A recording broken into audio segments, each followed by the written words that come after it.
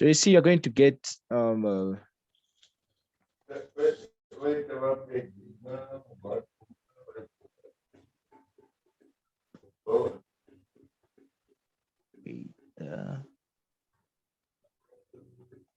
a second. So we have, guess you have 2x squared minus 9x minus 35. So there you're going to have 2 negative 3 there squared minus 9 minus 3 minus 35. Okay. So this one here, it's 9, 18. This here you're getting, yeah, you're getting plus 27 there. Then minus 35. Okay, so here you are okay.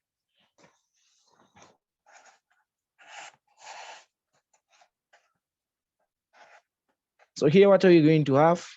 18 plus this one.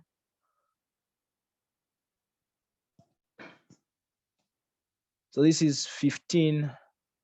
Then that is 3. So you're going to get 45 minus 35 there, being equal to, here you have C. You have your negative 2 there. Here you have your negative 5. So this one is simply 10 being equal to this one. You have 10C. Then your C is simply 1 there. And then you get back here.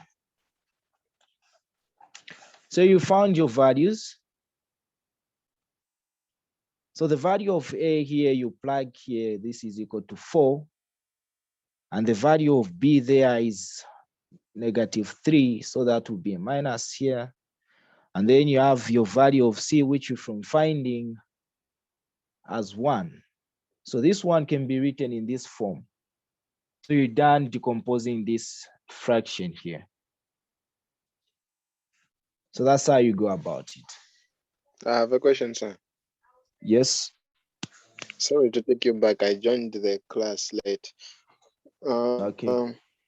Yes, when finding the A, B, C parts, there where you have A multiplied by x minus 2 multiplied by x plus 3. Will it be wrong if you express it as a quadratic function? No, if you express it as a quadratic function, you are simply taking yourself back, because this one is x, so this is a polynomial here.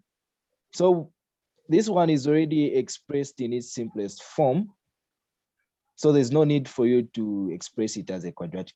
Oh, you're asking here? The parts where it is A, yes. Yeah, no, I think that, but again, that will become difficult for you to find which number will make this one 0 and which number will make this 0. So it's better you leave it in its simplest form like this. All right, thank you.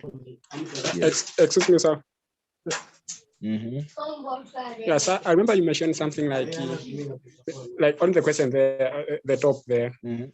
Yeah, you said to this other side, to the right-hand side, you said if we want, we can find the common denominator of those. Yes. Yes. So if we use that method, how do we go about it? Otherwise, I think we have a common denominator which is more like complex. Yes. So you're going to get this side. When you find the common denominator here, you're going to get this one here. Yes. Yeah, and then in the numerator, you're going to have something like this. A is plus, then the plus this. So that's what I said.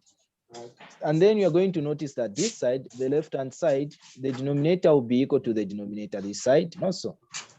Yes, sir. Yes, and the numerator will be equal to, should be equal to the numerator this side. If this is to be equal to this one. No, okay. So if this is to be equal to this one, the numerator must be equal to the numerator, and the denominator must be equal to the denominator. Okay, sir. Yes. All right, I think we have exhausted our time here. So I've got a question here.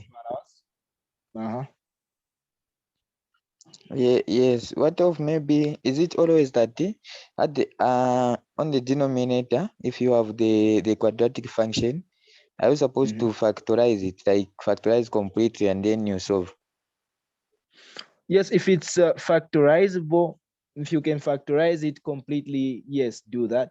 But if you can't factorize it, we are going to see that how we can deal with that in the next session. I have a question on that. Okay, sir. Yes. Okay. Okay. All right, I think that's it for now. Let's meet at 21 hours for another session. Those of you that will be interested to join back, we meet at 21 hours.